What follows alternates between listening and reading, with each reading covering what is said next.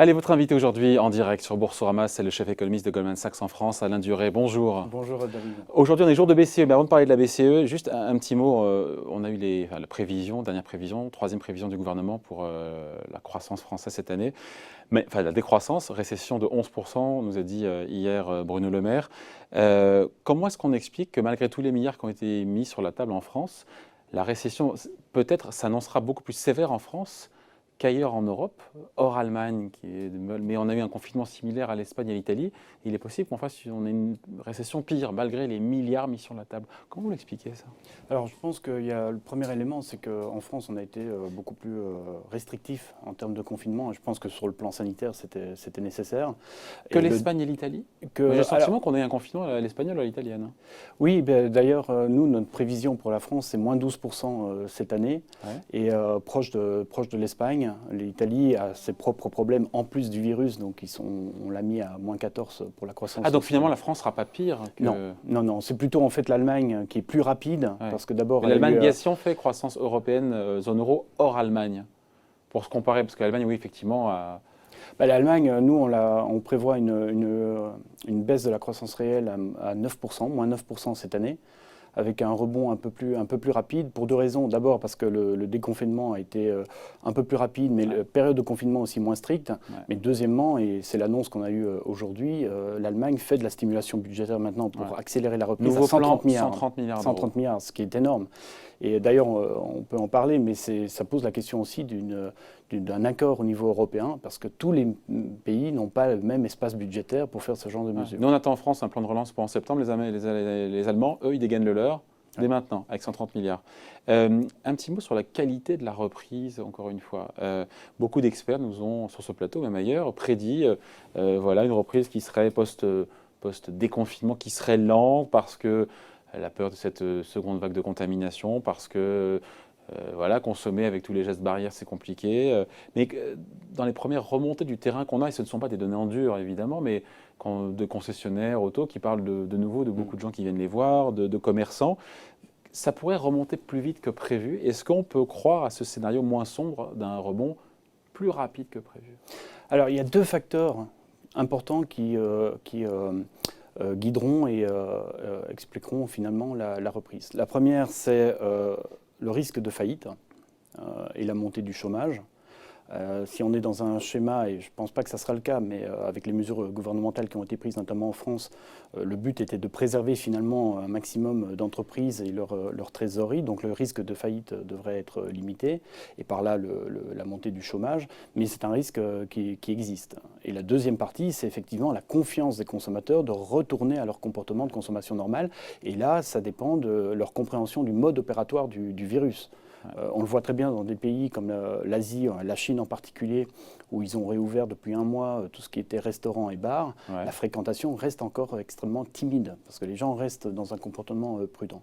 Donc on a ces deux facteurs qui vont... Donc c'est trop tôt pour trancher. En tout cas, peut-être que, encore une fois, cette reprise d'activité semble un peu plus rapide. Je crois que c'est l'INSEE qui parlait d'une consommation qui était en baisse de 6% en France post-déconfinement. C'est pas par rapport à la normale. Oui, alors, et c'est là où on a quand même une dichotomie entre ce que l'on observe au niveau de l'industrie manufacturière et au niveau des services et de la consommation. Si on regarde effectivement les derniers indicateurs, comme l'indicateur des directeurs d'achat, le PMI, ou encore les indices climat des affaires de l'INSEE, on a plutôt des bonnes surprises sur le dernier mois, le mois de mai en particulier. En revanche, si vous regardez l'enquête auprès des consommateurs, ils restent extrêmement pessimistes. La confiance continue de baisser pour deux raisons. D'abord parce que les gens sont inquiets sur leur situation financière au cours des 12 prochains mois, et ils voient une remontée du chômage assez significative. Bon, on parle maintenant d'Alain Duré, de la BCE qui se réunit aujourd'hui. Là, on est en direct, midi 19, c'est compliqué de parler parce qu'on saura dans une heure ce qu'elle va nous raconter, mais elle pourrait, c'est ce qu'attendent les marchés en tout cas, annoncer une hausse de son enveloppe, son bazooka monétaire, son plan de rachat pandémique, qui est de 750 milliards d'euros aujourd'hui. On parle d'une hausse potentielle de 500, 400, 500 milliards d'euros. Parce qu'en fait, ce qu'il faut expliquer, c'est que... il est nécessaire qu'elle opère cette rallonge, parce que quand on regarde les chiffres, elle a utilisé, on va dire plutôt, 234 milliards d'euros entre avril et mai de son programme. Et donc, comme il y a 750 milliards d'euros, on se dit qu'à ce rythme-là, en octobre, elle aura déjà tout consommé. Et donc, pour éviter des spéculations sur... il est question qu'elle annonce aujourd'hui, encore une fois, une rallonge de son plan. C'est nécessaire, cette rallonge? Alors je pense que oui, pour 3 raisons. D'abord parce que les 750 milliards étaient basés sur des projections économiques publiées par la BCE au mois de mars. Qui était moins dramatique. Qui prévoyait une croissance réelle en zone euro de 0,3%. On sera à moins 10. On sera à moins 10, probablement moins 10,7 dans les nouvelles projections. Mais même chose au niveau de l'inflation. Il prévoyait une inflation encore proche de 1%. Ça sera Elle publie ses nouvelles prévisions 0,3. aussi aujourd'hui. Aujourd'hui, ça sera de les prévisions. Donc logiquement, la révision. Vu qu'il y a une révision de moins 10%, voilà, il est probable qu'elles doivent en même temps annoncer cette révision rallonge. très forte. Ouais. Ça, c'est le premier élément. Le deuxième élément, c'est qu'effectivement, comme vous l'avez mentionné, au rythme actuel des achats entre 8 et 9 milliards par jour, les 750 milliards seront probablement totalement utilisés fin septembre. Et le troisième élément, c'est quand même un élément important à mon avis qui jouera dans la discussion, c'est le fait que toutes les discussions qu'on a au niveau européen, justement pour aider les pays qui n'ont pas d'espace budgétaire pour faire de la relance budgétaire, comme le plan de relance proposé par la Commission européenne, au mieux, on aura une décision pendant l'été, voire septembre, mais ce mécanisme ne sera pas en place avant 2021. Ouais. Donc, pour rassurer tout le monde, mieux vaut augmenter donc cette rallonge. Donc nous, notre vision, c'est qu'effectivement, il pourrait annoncer une augmentation de 500 milliards. 500 milliards. Ça marche, si on cherche à savoir si ça marche, cette politique de la BCE, parce qu'il faut éviter effectivement une explosion de la zone euro avec des pays qui seraient en difficulté. On pense évidemment à l'Italie. Quand on regarde les taux italiens, les taux souverains sur la dette italienne à 10 ans, on se dit, mais ma foi, au pire, on était quasiment à 3% sur le 10 ans italien. Aujourd'hui, on est autour d'un 50%. Ça marche, la politique de la BCE? De ce point de vue-là, Oui, de ce point de vue-là, ça marche effectivement, puisqu'on a cette compression des spreads italiens et espagnols par rapport aux taux allemands et français, qui sont essentiellement expliqués par l'action de la BCE. Mais ce qui est intéressant, c'est que ce qui est important, c'est à court terme, ça marche. Est-ce que ça marche à moyen et long terme? Et là, je pense qu'on a vraiment, l'Europe est en train de vivre un revirement dans sa discussion et sa perspective future de construction européenne, avec le jugement allemand de la Cour constitutionnelle allemande sur le programme, l'autre programme d'achat de titres, le PSPP de la BCE. 2015 de Draghi. De 2015, qui est toujours en activité, hein, ouais. Mais où ils disent clairement, si on veut plus d'intégration européenne, ça doit se faire par des processus démocratiques en impliquant les parlements nationaux, et ça ne peut pas se faire par le bilan de la BCE. Et ça, c'est assez important, parce qu'en fait, pour dire est-ce que ça marche, et pour stabiliser la zone euro, il faut de la convergence économique. Et il faut justement relancer la croissance économique dans les pays qui n'ont pas les moyens de le faire eux-mêmes, ou parce qu'il n'y a pas d'espace budgétaire, et donc les ramener un petit peu dans la croissance moyenne de la zone euro. C'est pour ça qu'en fait, la discussion au niveau européen sur le plan de relance est cruciale de mon point de vue. Ouais. Par rapport, on parle de l'Italie, c'est la grande bénéficiaire du plan de rachat pandémique de la BCE. Aujourd'hui, j'ai regardé les chiffres. Alors, la BCE qui a plus acheté, je crois, 45 milliards de dettes souveraines allemandes et un peu moins de 40, j'ai les chiffres, un peu moins de 40, je crois, milliards pour l'Italie. Quand on regarde le poids de l'Italie économique par rapport au poids de l'Allemagne, on se dit que le premier bénéficiaire, le grand bénéficiaire, ça reste l'Italie, non? Alors, pour le moment, si vous voulez, si vous regardez que les chiffres du programme spécial pandémie, le PEPP, c'est le cas. Maintenant, si vous consolidez le programme initial de 2015, le PSPP, avec le PEPP, globalement, on est au respect de ce qu'on appelle dans le jargon BCE le capital key, c'est-à-dire qu'en gros, il y a eu injection de liquidités par la BCE dans chaque pays en proportion de l'importance économique de chaque pays. Donc il n'y a pas de différence de ce point de vue-là. Ouais. Mais c'est clair que la flexibilité que la BCE a voulu dans son nouveau programme, c'est pour pouvoir comprimer... Ne pas respecter cette clé de répartition des États. Voilà, la possibilité de dévier de ça, parce qu'ils ont en tête qu'effectivement, comme il n'y a pas d'espace budgétaire en Italie, toute annonce de relance budgétaire ferait peur au marché, et donc il y aurait besoin de préserver la stabilité financière en comprimant les spreads. J'ai vu l'info passer, je me suis dit, je ne sais pas si c'est vrai, est-ce que c'est vrai ou pas que la BCE a racheté la totalité des nouveaux emprunts souverains émis par l'Italie depuis maintenant 2 mois, ces fameux 40 milliards d'euros? C'est quasiment la BCE qui a tout acheté? Non, la BCE est un acteur principal du marché Mais pas le seul, aujourd'hui. c'est ça. Mais la compression des spreads qu'on a eue l'année dernière, c'est justement des investisseurs non européens et américains en Là, particulier. je parle du plan pandémique. Là. Voilà, et sur le plan de pandémie, pour le moment, il y a une grande majorité est achetée par la BCE, effectivement. Ouais. Parce que Rome a levé, je crois que c'était hier ou avant-hier, j'ai vu 14 milliards d'euros. La demande pour cette dette souveraine était 8 fois, ou je ne sais plus, je crois qu'il y avait pour 110 ou 120 milliards d'euros de demande. Et là, je me dis, mais pourquoi est-ce que les investisseurs, pour le coup, se ruent sur la dette italienne? Puisqu'on dit, ah, elle est risquée, etc. Gna, gna, gna. Tout dépend de votre scénario de fin de crise. Si vous avez un scénario catastrophe qui dit l'Italie va être à nouveau sous le feu des projecteurs avec instabilité financière parce que instabilité budgétaire, effectivement, ce n'est pas le moment d'acheter. Maintenant, si vous vous dites il y a quand même une convergence de vues entre la Commission européenne et la Banque centrale européenne qui consiste à dire on va tout faire pour stabiliser la zone euro et aider justement que ce scénario catastrophe ne se réalise pas en Italie. Et donc, ça explique le programme de pandémie de la BCE PEPP qui sera probablement augmenté aujourd'hui, mais aussi le plan de relance proposé par la Commission européenne. Vous avez évidemment un scénario de sortie de crise qui est assez positif. Et la réalité, c'est que les titres à 10 ans italiens vous donnent du rendement de 2% par rapport à des taux négatifs pour les pays du Nord. Ouais, c'est toujours fonctionné en différentiel. Hein. Vous êtes un ancien aujourd'hui vous êtes chef économiste de Goldman Sachs France, vous êtes un ancien de la BCE. Hein, oui. Hein, c'est ça. Donc c'est intéressant parce qu'on va rentrer un peu dans les arcanes. Je ne sais pas si c'est une question qui intéresse les gens, mais jusqu'où elle peut faire gonfler son bilan, la BCE, en théorie? Parce qu'on était 2000 milliards d'euros en 2015. On est à 6000, on fera à 6500 milliards, 3 fois plus. Je pense que les chiffres ne parlent à plus personne en fin d'année. C'est la moitié du PIB de la zone euro. On se dit qu'en théorie, on dit sky is the limit. Il n'y a pas de limite théorique?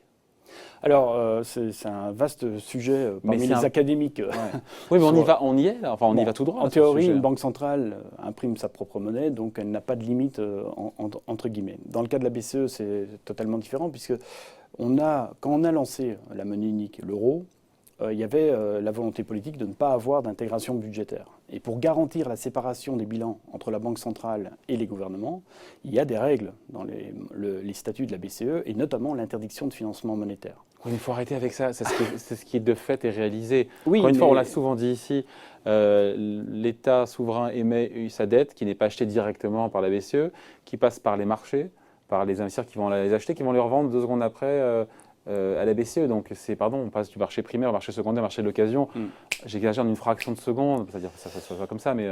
bon, alors, effectivement, de ce point de vue-là... Il n'y a pas une espèce d'hypocrisie de dire oui, c'est pas du financement direct. Bah si, ça l'est quand même au final, non? Oui, mais c'est tout l'enjeu et c'est l'intérêt de la discussion et du jugement de la Cour constitutionnelle allemande sur le premier programme d'achat de titres souverains PSPP par la BCE, parce qu'ils font une analyse justement sur le principe du respect de la démocratie, en disant on a transféré notre souveraineté monétaire allemande à une institution non élue, la BCE, sur base d'un contrat très strict. Dans lequel figure l'interdiction de financement monétaire. Ce qui est intéressant, c'est qu'effectivement, à la marge, maintenant, on peut effectivement dire qu'il y a déjà des coups de canif dans le contrat, mais mon interprétation du dernier jugement, c'est de dire la vraie limite, c'est de ne pas dépasser plus de 50% de détention des dettes, et encore... D'un pays. Alors, on a fait la moitié du chemin aujourd'hui, Alain Duré. La BCE, c'est 25%, oui. Elle détient 25% de la dette publique des États de la zone euro. Et là encore, je me dis, mais encore une fois, vous dites 50%, ça vient d'où 50%? Parce qu'on peut aller jusqu'à 50, 75, 100%. À partir de quand ça pose un problème contre ce qui se passe au Japon? Au Japon, on est quoi? On est à 100%? On a combien au Japon? Aujourd'hui, la Banque centrale japonaise. Je ne veux pas vous coller, hein, pardon, mais on est largement au-dessus. Oui, largement au-dessus. Oui, on est, donc on se dit que voilà, si les Japonais l'ont fait, ils n'en sont pas morts, pourquoi est-ce que nous on ne le ferait pas? Et en même temps, je me dis, donc 2 questions en une, Alain Duré. Quelle est la limite de détention, encore une fois? Est-ce que la BCE peut avoir 50% de la dette française? Et puis on se dit, attendez, ça veut dire que la BCE, qui est créancière d'un État, qui est à son capital, une espèce de truc circulaire que je trouve bancal, quoi. Alors, vous voyez ce que je veux dire? oui, sur le chiffre, 50% aujourd'hui. D'où ça sort 50%? Alors, le 33% qui est le chiffre actuel, ou 50%, c'est totalement arbitraire. Moi, mon interprétation, c'est que, en fait, c'est par rapport au risque juridique et politique. Les personnes qui attaquent la BCE à la Cour constitutionnelle allemande depuis le début, depuis même le premier programme de 2012 qu'on appelait l'OMT, ce sont des gens qui essayent de démontrer que la BCE ne respecte pas son mandat, a dépassé son mandat pour lancer une procédure de questionnement de l'appartenance de l'Allemagne à l'euro. Donc le sujet est assez sérieux. Ouais. Et si vous regardez un peu tout l'historique des jugements qu'on a eus sur les différents programmes de la BCE qui étaient attaqués, finalement, ce qui revient en boucle, c'est de dire il faut que la BCE détienne une détention minoritaire des titres publics dans son bilan. Alors minoritaire, qu'est-ce que ça veut dire? Pour moi, c'est 50 moins 0,0001. Donc 50%. Là, vous n'aurez aucun juge, à mon avis, qui pourra dire c'est une détention donc, il y a un risque au-dessus de 50%. Il y a un risque juridique si jamais le jour où la BCE aura plus de la moitié. Oui, je le pense. Et politique. Donc on n'y est pas, mais on en est à la moitié. Oui. Hein. On en est à la moitié. Mais d'où la nécessité de vraiment avancer sur le plan de relance proposé par la Commission européenne au niveau des États. À ceux qui disent que l'argent de la BCE qui est créé par elle-même, c'est de l'argent magique. Oui ou non? Parce que c'est elle qui la fabrique sans limite, manifestement. C'est de l'argent magique, l'argent de la BCE? Alors, historiquement, c'est de l'argent magique dans le sens où elle produit ses propres moyens financiers. Ouais. Donc, mais la vraie limite, c'est la confiance des investisseurs. On l'a vu historiquement, lorsqu'on dépasse et on est dans un système de planche à billets un peu débridé et sans contrôle, il y a un moment donné où la confiance des investisseurs part et plus personne ne veut détenir cette monnaie. Donc, il faut quand même faire attention. Ouais, sauf que comme tout le monde fait ça en même temps, toutes les grandes banques centrales occidentales font ça en même temps, alors, il n'y a pas d'arbitrage possible entre les moi, j'attire toujours l'attention en disant c'est vrai, à court terme, ça peut encore durer quelques années, mais quid du long terme?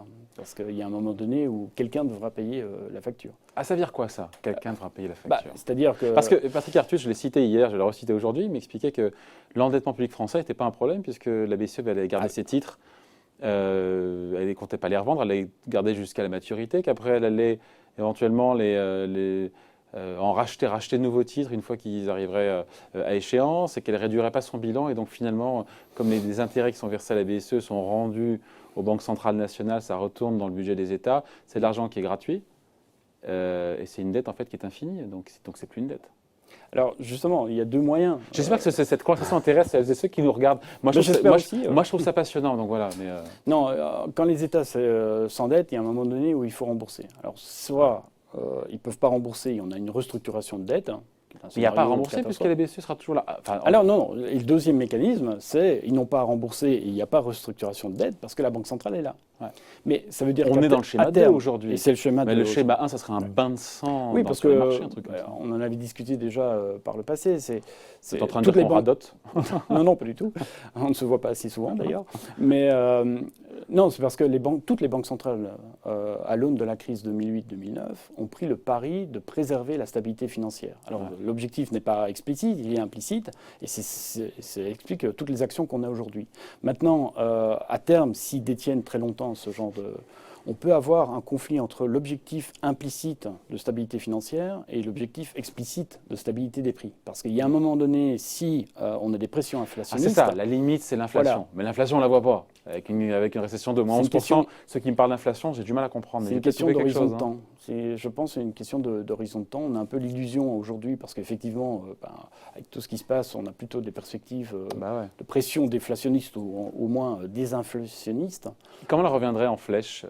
Comment est-ce que l'inflation pourrait remonter en flèche? Comment des pressions inflationnistes pourraient revenir? À l'aune d'une vraie reprise économique assez forte et l'incapacité de la Banque centrale de retirer à temps toute cette liquidité qu'elle a injectée dans le marché.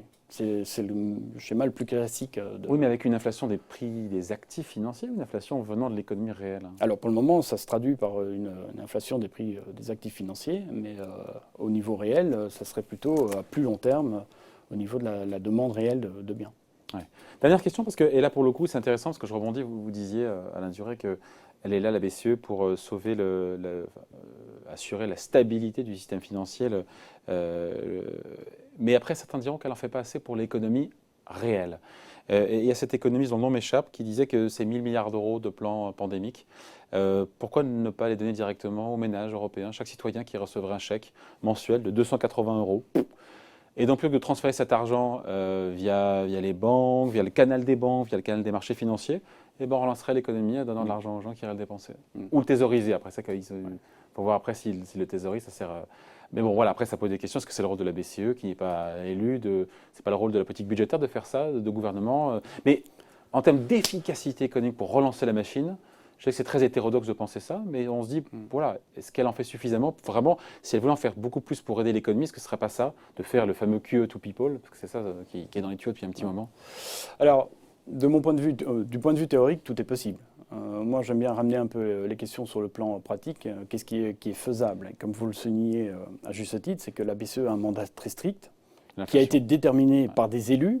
La BCE n'est pas élue. Oui, mais elle est sortie de ce cadre. Elle est sortie de ce cadre. Donc maintenant qu'on est sorti du cadre, elle n'est pas sortie du cadre.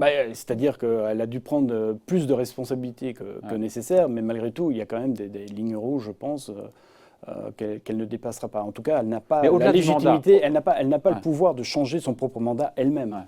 Donc c'est ça qui est un peu problématique. Maintenant, d'un autre côté, je voudrais attirer l'attention sur deux éléments. Le premier, c'est qu'on est quand même en Europe dans un système économique qui est basé sur les banques. Et donc, il n'y a pas de canal direct entre banque centrale et les consommateurs. Ça viendra peut-être avec la monnaie digitale, mais c'est un projet de très très long terme, à mon avis. Le deuxième élément, c'est que... On peut imaginer une tuyauterie où ça passe par le deuxième élément, la banque centrale, les banques commerciales, et qui après versent les 280 euros par mois à tous les citoyens. Mais le deuxième élément important, c'est que la BCE a quand même affiné ses outils au fil du temps. On a notamment cet outil qui est le TLTRO, qui en fait conditionne les opérations de refinancement de la Banque Centrale Européenne aux banques commerciales en fonction de leur activité au niveau des prêts. Si on dit simplement, finalement, elle sponsorise, elle finance les banques, elle donne de l'argent, elle paye les banques, quelque part, parce que le taux est négatif, pour que les banques prêtent à l'économie réelle, aux agents économiques, les ménages, les entreprises. Pour vous, ça c'est un mécanisme qui est suffisamment incitatif, plus que donner de l'argent directement aux gens? Vous n'avez pas l'air convaincu par ce QE to people? Non, parce que techniquement, en pratique, donner directement de l'argent aux gens, ce qu'on appelle d'ailleurs en littérature économique l'hélicoptère money, la monnaie hélicoptère. C'est ce que font les Américains quelque part, parce que ça passe par le budget, mais que ce soit Trump quand il envoie un chèque aux Américains. Moi, je reviens sur la question de la légitimité, qui est la première question. La deuxième question, c'est au niveau des banques commerciales. C'est important de faire ce que fait la BCE, notamment au niveau de ce subside. Très clairement, il y a un subside, comme vous le dites. C'est que dans la situation actuelle, sans ce type d'instrument, la réaction naturelle des banques serait de resserrer les conditions de crédit et de baisser les crédits à la consommation et aux investissements, alors que précisément, pour la reprise, on a besoin de plus de consommation et d'investissement. Bon voilà, merci d'avoir été avec nous en tout cas. Alain Duré, donc invité de la grande interview en direct sur Boursorama, chef économiste de Goldman Sachs en France. Merci. Merci à vous.